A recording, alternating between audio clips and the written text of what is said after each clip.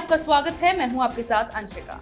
हम लेकर आए हैं आपके लिए देश दुनिया की 5 बड़ी खबरें, जिनके विश्लेषण के लिए मेरे साथ स्टूडियो में मौजूद हैं कैपिटल टीवी के editor in chief doctor Manish Kumar. Doctor Manish, बहुत बहुत स्वागत है। धन्यवाद। नजर डालते हैं हेडलाइंस पर। किसान आंदोलन पर पीएम मोदी का विपक्ष को जवाब, 18,000 करोड़ रुपए 9 करोड़ किसानों के खातों में किए ट्रांसफर।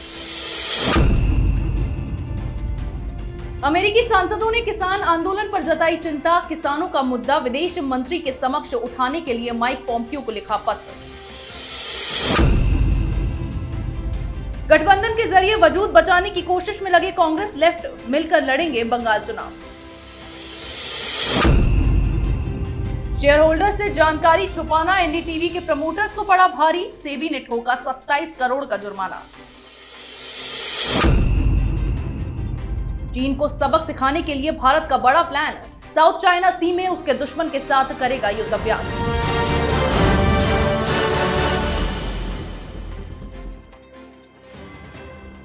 रुक करते हैं पहली बड़ी खबर का। क्रिसमस पर प्रधानमंत्री नरेंद्र मोदी ने किसानों को बड़ा तोहफा दिया है। प्रधानमंत्री नरेंद्र मोदी ने वीडियो कॉन्फ्रेंसिंग के जरिए आयोजित कार्यक्रम में प्रधानमंत्री किसान सम्मान निधि की किश्त जारी की है। इस योजना के तहत 18,000 करोड़ रुपए करीब 9 करोड़ किसानों के खातों में ट्रांसफर किए गए हैं। इसके बाद प्रधानमंत्री नरेंद्र मोदी ने कई राज्यों के किसानों के साथ संवाद किया और विपक्ष को आड़े हाथों लिया। डॉक्टर मनीष, प्रधानमंत्री नरेंद्र मोदी ने 18,000 करोड़ रुपए 9 करोड़ किसानों के खातों में ट्रांसफर किए। अब किसानों का क्या रुख होगा सरकार की ओर? देखिए, ये जवाब है प्रधानमंत्री मोदी का उनके अपने स्टाइल में विपक्षियों के प्रति। जिस तरीके से उन्होंने अलग अलग राज्यों के जो न्यूट्रल किसान हैं उनसे उन्होंने बातचीत की, और मैं आपको बता दूं करोड़ों लोग इस कार्यक्रम को देख रहे थे। कई जगहों पे इसकी संख्या हजारों में है जहां भारतीय जनता पार्टी किसानों के साथ बैठ के बाकायदा पंडाल लगा करके वहां पे ग्रामीणों को साथ में, कई नेताओं को ड्यूटी पर लगाया गया था और ये सुनिश्चित किया गया कि देश भर में करोड़ों किसान आज के इस कार्यक्रम को देखें।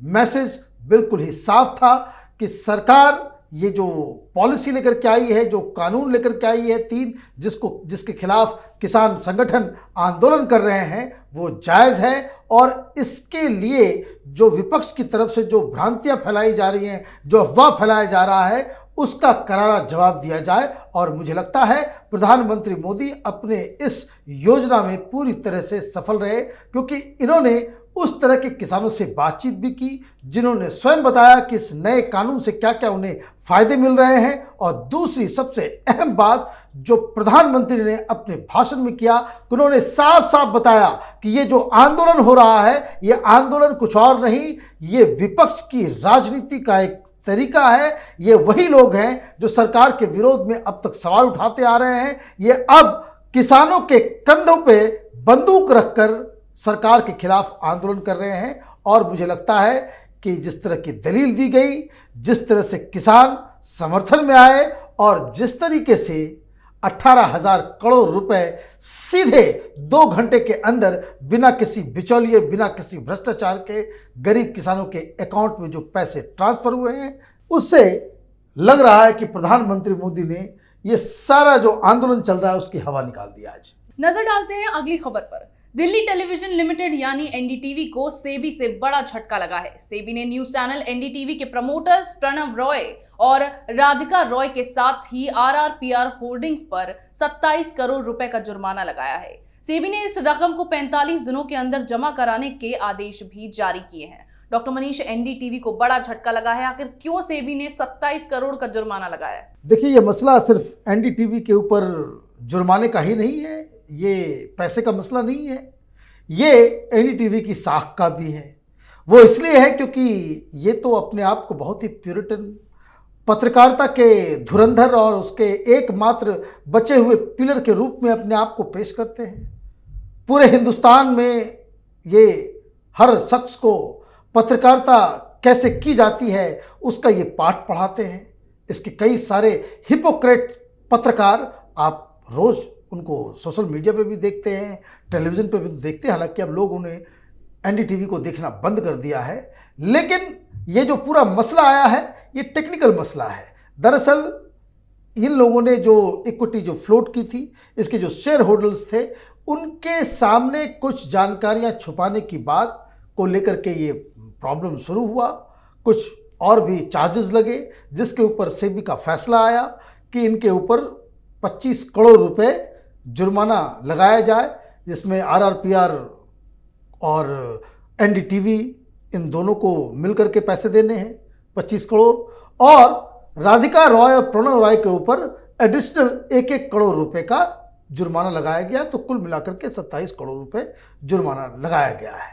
अब ये बंगलिंग का मसला, ये और भी NDTV के पहले भी इस केस के अलावा भी फिनेंसिंग बंगलिंग का और भी केसेस ऑलरेडी चल रहा है। बहुत सारा विवाद पहले भी हुआ था, लेकिन यह खबर आज हम लोग इसलिए दिखा रहे हैं कि कुछ दिन पहले, 2 दिन पहले इनफैक्ट, लंदन के एक रेगुलेटर की तरफ से अर्नब गोस्वामी के ऊपर 20 लाख रुपए का जुर्माना लगाया गया था, क्योंकि वो इंग्लैंड के कानून के मुताबिक, वहाँ के रेगुलेशन के मुताबिक, जो पाकिस्तानियों के खिलाफ अर्नब गोस्वामी प्रोग्राम उसने किया था, जिसमें पाकिस्तान को कहा था कि भाई हिंदुस्तान तो साइंटिस्ट पैदा करता है और पाकिस्तान टेररिस्ट, उसको वो हेट स्पीच के कैटेगरी में वो ले लिए और उसके ऊपर ये किया गया।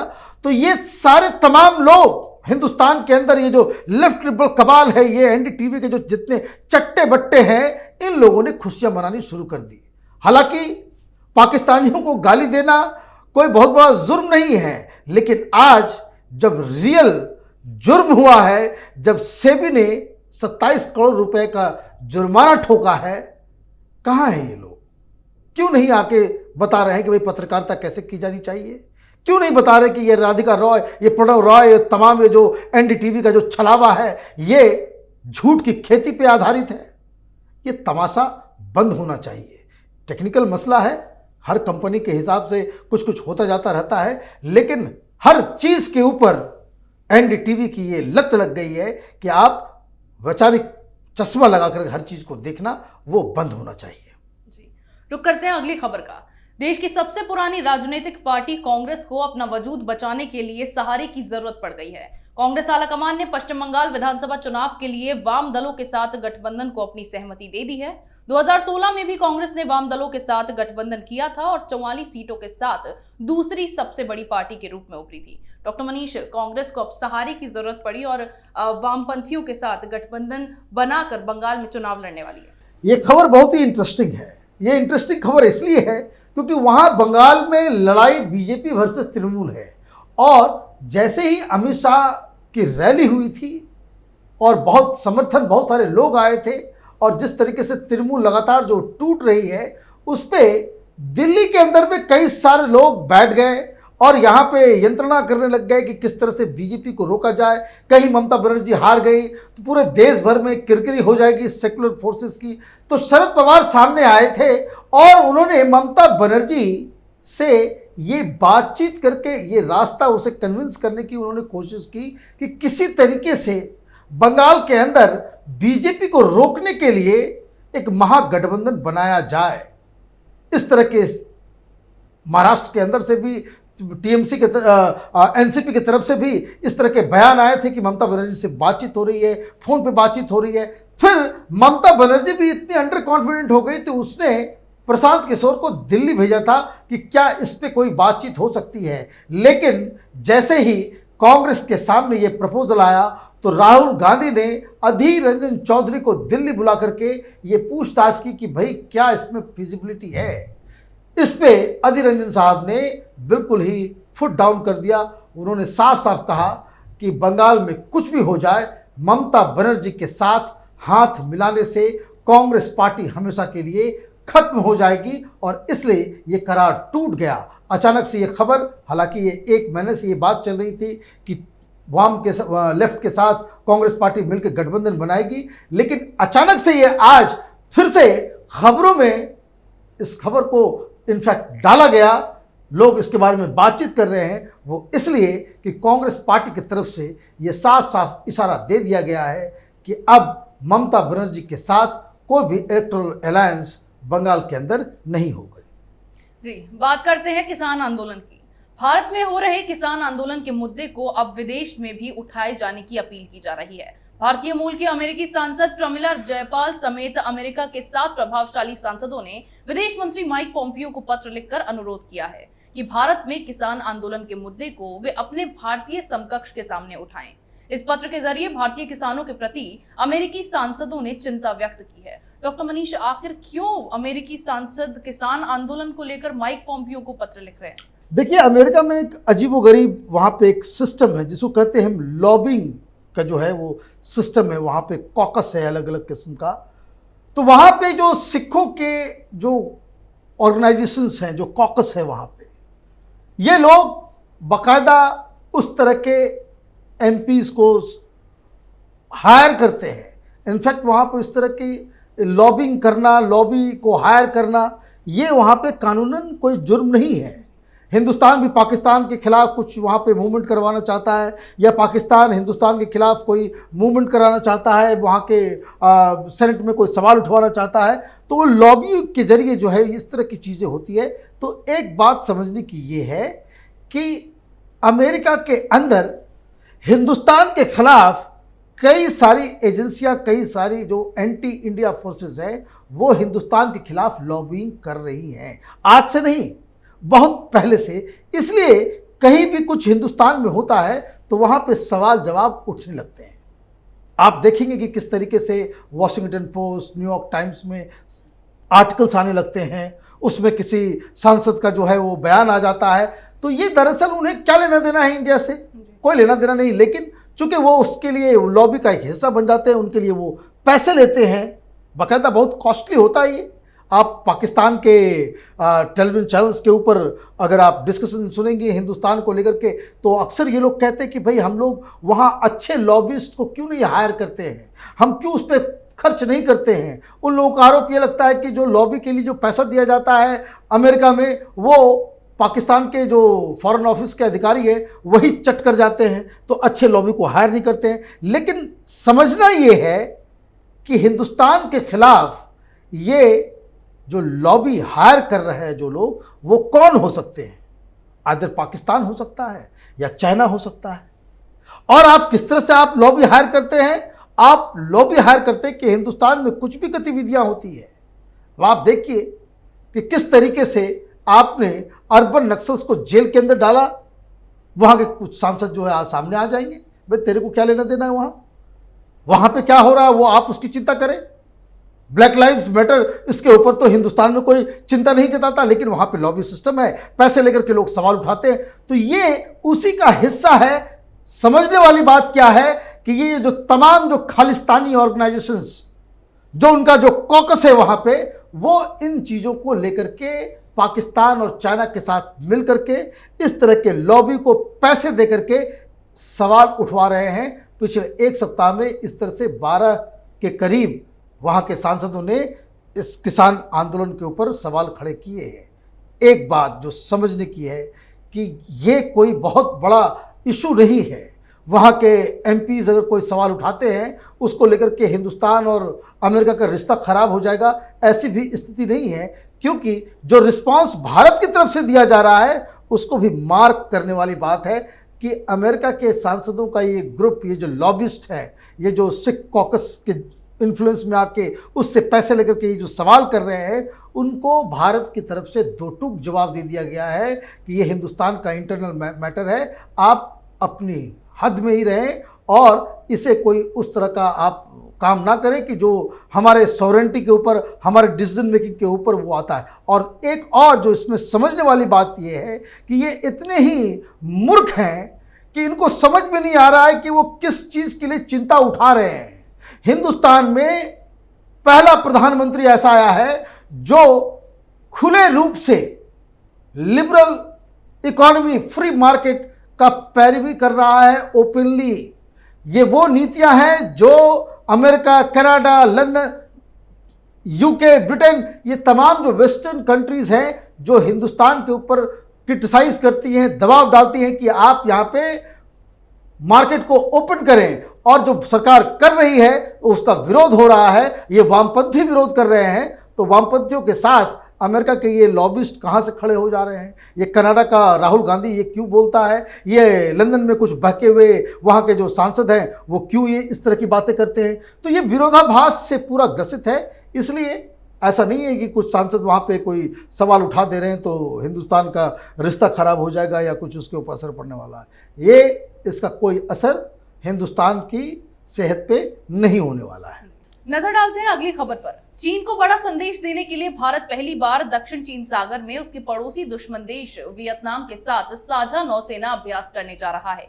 दोनों देशों के इस अभ्यास का मकसद दोनों देशों के बीच समुद्र में सहयोग को बढ़ाना है। भारतीय नौसेना का पोत INS क्लिंटन मध्य वियतनाम के बाढ़ प्रभावित लोगों के लिए राहत सामग्री लेकर गया था। लौटते समय ये इस अभ्यास में शामिल होगा, जो कि चीन के खिलाफ एक बड़ा कदम माना जा रहा है। डॉक्टर मनीष, अब भारत ने चीन के खिलाफ सख्त रुख अपना लिया है, कड़े कदम उठाने शुरू कर दिए हैं। ये बिल्कुल आपने सही बात कही कि हिंदुस्तान जो एक एग्रेसिव पोस्चर ले रहा है। आपको याद रखना चाहिए कि लद्दाख बॉर्डर पे हमारी सेना आमने सामने है। इस ठंड के बीच बातचीत का दौर चल रहा है, लेकिन कोई उससे निर्णय नहीं निकल रहा। और इस बीच जब हम किसी चीन के दुश्मन मुल्क के साथ हम इस तरह का एक्सरसाइज, नेवल एक्सरसाइज करते हैं, तो बिल्कुल ही ये संदेश साफ है कि हिंदुस्तान चीन के साथ दो दो हाथ करने को तैयार है। और मैं आपको बता दूं, चीन ने अपनी आखिरी लड़ाई वो वियतनाम के साथ लड़ी थी और इसमें वियतनाम के सैनिकों ने, छोटा सा मुल्क है लेकिन वियतनाम के सैनिकों ने चीनी सैनिकों को खदेड़ दिया था। और अभी जो ये पूरा जो अचानक से वियतनाम के साथ हिंदुस्तान की जो क्लोजनेस हुई है, इसके पीछे वियतनाम के साथ हिंदुस्तान के भी जो डील हुई, ये इस तरह का पहला जिसको कह सकते हैं दो राष्ट्रों के बीच जो है वार्ता हुई है, जो वर्चुअल हुई है, इंटरनेट है ना, वेब कैम के जरिए। और हमने 7 बड़े बड़े जो समझौते वियतनाम के साथ किए हैं और ये जो पूरा जो एक्सरसाइज है वो उसी संदर्भ में है। हम लगातार साउथ चाइना सी के हिसाब से हमने जापान के साथ किया, हमने ऑस्ट्रेलिया के साथ किया, हमने अमेरिका के साथ किया, क्वाड से जुड़े हुए जो देश हैं उनके साथ हमने किया, हमने फिलीपींस के साथ किया। और वियतनाम जो साउथ चाइना सी का एक बहुत अहम हिस्सा है, उसका ज़्यादातर बॉर्डर जो है वियतनाम का वो साउथ चाइना सी से जुड़ा हुआ है। और उनके साथ अगर हम इस तरह का एक्सरसाइज कर रहे हैं तो चीन को बिल्कुल ही संदेश साफ साफ गया है। और इस खबर को जो हम रिकॉर्ड कर रहे हैं उसके ठीक 15-20 मिनट पहले चीन की तरफ से भी एक रिस्पांस आया है, जिसमें साफ साफ कहा गया है कि हिंदुस्तान साउथ चाइना सी में वियतनाम के साथ एक्सरसाइज करके रिश्तों के बीच जो है वो नाक घुसेड़ रहा है, वियतनाम में अपनी नाक घुसेड़ना। तो इसका इम्पैक्ट चीन में भी साफ साफ दिख रहा है। अब आगे क्या होगा ये तो वक्त बताएगा, लेकिन ये बात कही जा सकती है कि जिस तरीके से America, Australia, Japan, Philippines, Vietnam, India, ये तमाम शक्तियाँ साउथ चाइना सी को लेकर के सेंसिटिव हुई हैं, तो चीन की नींद बिल्कुल उड़ी हुई है। जी डॉक्टर मनीष, देश दुनिया की तमाम बड़ी खबरों पर हमारे साथ बातचीत के लिए आपका बहुत बहुत धन्यवाद। धन्यवाद। खबरों का पंचनामा में इतना ही। अगर आपको हमारा ये वीडियो पसंद आया हो तो इसे लाइक करें, शेयर करें, कमेंट करें, साथ ही हमारे चैनल को सब्सक्राइब करें।